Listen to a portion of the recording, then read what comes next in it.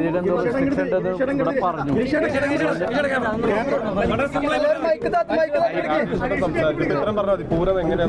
അല്ല ഹൈക്കോടതിയുടെ എന്തോ റെസ്ട്രിക്ഷൻ ഉണ്ടെന്ന് പറഞ്ഞു. അതിന്റെ കോപ്പിയൊന്നും കിട്ടിയിട്ടില്ല. അതുകൊണ്ട് ബഹുമാനപ്പെട്ട മന്ത്രിമാരും ഇവരൊന്നും പ്രതികരിക്കില്ല എന്നാണ് ഇവിടെ പറഞ്ഞത്. അപ്പൊ ഞങ്ങളത് പ്രതികരിക്കാൻ പാടുമെന്ന് അറിയില്ല. പൂരം എന്തായാലും ചടങ്ങുകളെല്ലാം ഭംഗിയാക്കി നടത്തും. ഇല്ല, ഉണ്ടാവില്ല. കുടമാറ്റം ആചാരപ്രകാരമുള്ള എത്ര സമയം ഉണ്ടാവും കുടമാറ്റം? ആചാരപരമായ കാര്യങ്ങൾ നടത്തും. ആചാരപരമായ കാര്യങ്ങൾ മഠത്തിൽ വരെ ഉണ്ടാവും. എല്ലാം ഉണ്ടാവും. എല്ലാ ആചാരങ്ങളും ഉണ്ടാവും. എല്ലാ ആചാരങ്ങളും കഴിഞ്ഞ തവണത്തെ പോലെ തന്നെ പൂരം ഇത്തവണ നടക്കും. എല്ലാ ആചാരങ്ങളും എല്ലാം നടക്കും.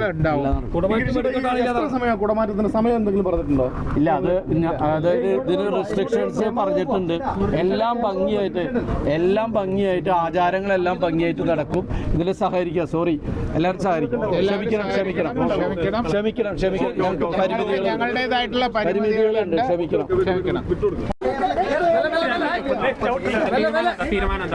ആചാരപരമായി നടക്കേണ്ട എല്ലാ കാര്യങ്ങളും നടക്കും. വെടിക്കെട്ട് ഒഴിവാക്കും. കുടമാറ്റം കുറച്ച് സെറ്റ്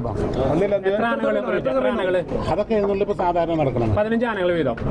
അത് ഓരോ ആൾക്കാർക്കും ഓരോ പോലെയല്ലേ. കുടമാറ്റം അതുപോലെ തന്നെ നടക്കും.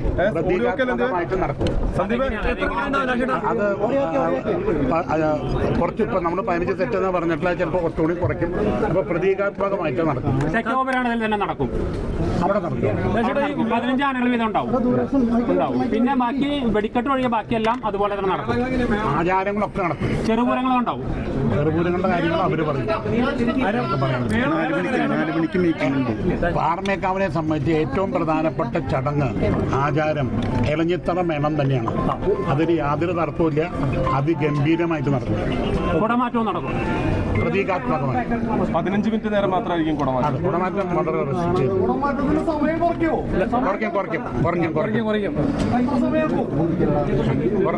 വളരെ സാമ്പിൾ ഉൾപ്പെടെ എല്ലാ വെടിക്കെട്ടും ഒഴിവാക്കാണ്. ഒരു കതിര മാത്രം, ഒരു സിംബോളിക് ആയിട്ട് ഒരു കതിര മാത്രം, അല്ലെങ്കിൽ ഒരു കുഴിമന്റിൽ ഏതെങ്കിലും ഒന്ന്. അതെന്താ വെച്ചാൽ ഒരു ആചാരമായിട്ടാണ് നടക്കുന്നത്. അപ്പം അത് തീരെ ഒഴിവാക്കാൻ മുഴുവൻ പറ്റില്ല. പക്ഷെ ഒരു കതിനോ ഒരു കുഴിമന്റിലോ മാത്രം വളരെ കുറച്ച് സിംബോളിക് പ്രതീകാത്മകമായിട്ട് നടക്കും. അത് ചമയപ്രദർശനം ഒരു ആർഭാടമായിട്ടൊന്നും ഉണ്ടാവില്ല. പക്ഷെ അത് ഇത് ദേശക്കാരും ഡിവോട്ടീസും ഡൊണേറ്റ് ചെയ്തിട്ടുള്ളതാണ് ഈ കുടകൾ മുഴുവൻ. അപ്പോൾ അവർക്ക് കാണാനും ദേശക്കാർക്ക് കാണാനുള്ള ഒരു സൗകര്യം ഉണ്ടാകും. അത് നാളെ ഉണ്ട്. അത് റിക്വസ്റ്റ് ചെയ്തിട്ടുണ്ട്. അത് എങ്ങനെ ഡിസ്പോസ് ചെയ്യേണ്ടത് എന്നുള്ളത് ഗവൺമെന്റ് ഓർഡർ ഇറക്കും. സമയപ്രദർശനം നാളെ നടത്തുന്നത് അറിയില്ല. അല്ല, സമയപ്രദർശനം ഇല്ല അല്ലേ? അങ്ങനെയല്ലേ പറഞ്ഞു? ഞാൻ പറഞ്ഞത് അത് ഡിസ്പ്ലേ അതെന്താ കാരണം വെച്ചാൽ ഒരു ഒഫീഷ്യൽ ഉദ്ഘാടനം ഒന്നും ഉണ്ടാവില്ല. ഇത് ഡിവോട്ടീസ് ഡൊണേറ്റ് ചെയ്തിട്ടാണ് അവർ കാണണം. അല്ലെങ്കിൽ അവർ ആയിരിക്കും എന്താ കാണിക്കാത്തതെന്നൊരു സസ്പെഷൻ ഉണ്ടാവും. അപ്പം അതിൻ്റെ ഒരു ചെറിയ പരിപാടിയായിട്ട് ലഘൂകരിച്ച് അത് നാളെയാണ്.